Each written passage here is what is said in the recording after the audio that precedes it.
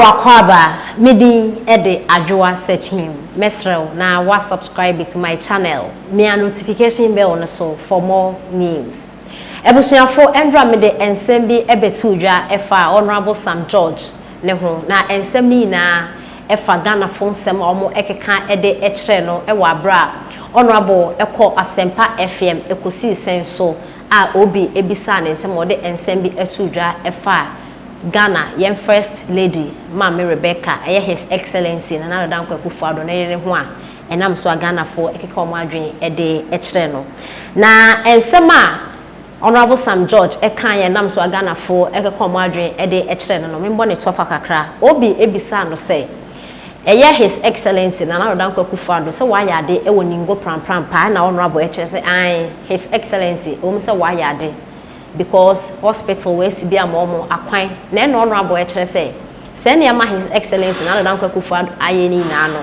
ono e no bo mo de say obenya se ne ma no akoma ne constituency because na said and NPP and this na bebe on your fa ho do hia ne say ne constituency for ho ato no no e na obi ekire say na Mama Rebecca because ono nso fi ni ngo pram den na waye no e na honorable Sam George ekire say Ma Rebecca onye hwe na old market bi ho e na obe painting ho obe renovating no ankasa renovating but so painting ho keke o painting ho keke ne no kasa na Ghana for Sam George won kasa sa Mama Rebecca or your first lady and I will kasa no say or your mama ne cousin tie senka wo friend any diem na wo ka che no fa ne metina radio so or your ba esanso ye Ghana your first lady na wo ke kan wadwen channel and endra Ghana for ke come wadwen de kire Sam George pa ne no e na ne ngo pram fo ababeka say some market na honorable Sam George e kire say His Excellency na Nana Nigofuo adonere Mama Rebecca e de paint keke kofa ho no enye sa nete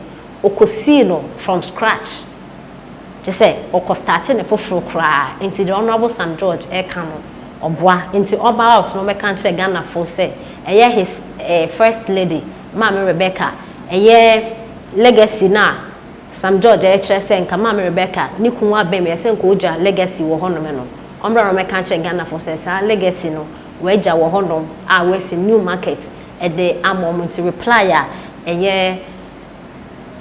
ningo pram fon so asanso e de abaneti semomode esuja yehu abotre oye constituency opajama ye at the same time ni ye de nyame ayadum samira kra free ye constituency of ya fienya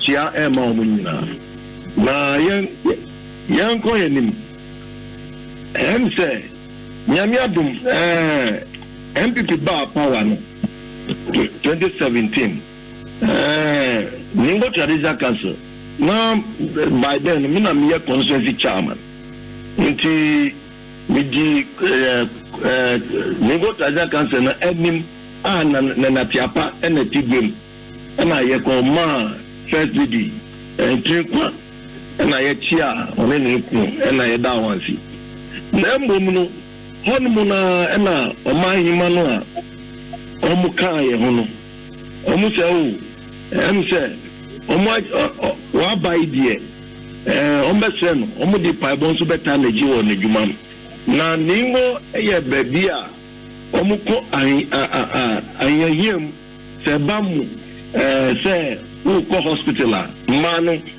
oye do won ko bato ana general hospital se ukinye yi a wafo ifun utinye ya na asempo presi nti omu ya maternity ward ena omu di tu nani waso owo akumapam at the same time no omu se market omu ni market nti hon mususu no ya ma miso mu me kai uba ninwa wasi market a eyem se eye eniso ema ningu man no me no kai me kasai phase 2 kra odi amako yakoseno ena wa onusu wasum meba market ne ye sa market na edi 30 years na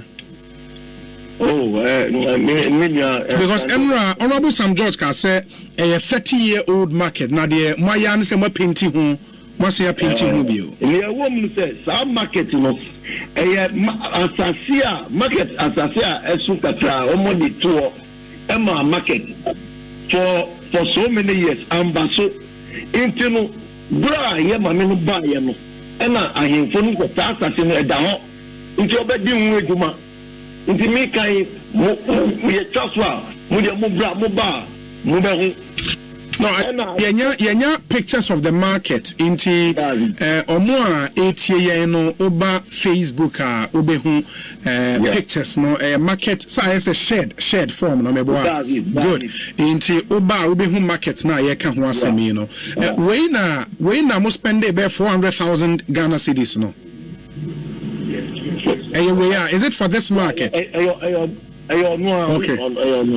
Okay, but was it built from scratch? And I said, never harder than a Moye renovation. Oh, I'm not renovating. Yeah, we built it from scratch. From scratch. Okay. Yes. Okay. In the more muti and Oba Facebook, Oba YouTube, Oba market ne winning go pram pictures. We need the First Lady of the Republic, Ebuama Omu Isi. In the old Ningo market, Ningo pram district. Ayanoa. Okay. Okay, this one looks like an artist impression, but it looks really, really good. And I mean, the way the First Lady na mom be we mamo. But you. At the same time, no, and I see maternity block. Old Ningo. Also serve as maternity man. But me no case as the same. Honmo and to say agenda one air cost to war. Into your committee, some mechanical block into clinical service. It's a honeymoon now, almost clinical service no work. And now, Budi agenda one hospital. Make us a Yamia Duma.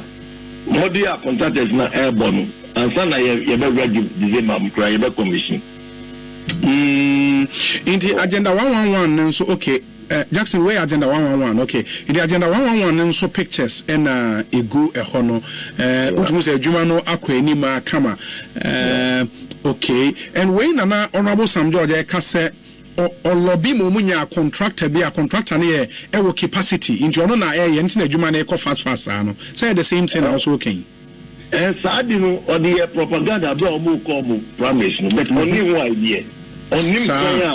On him kwanya ye mami odi ni nice from Ansan hospital no adimu on him make us even contractors now or omu ye juma woza on him omu dia obetumi aboni nim nti onu dia onu ankasa na disua onsu anko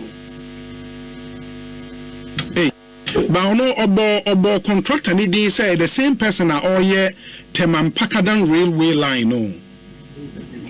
Oh, they really. Sir.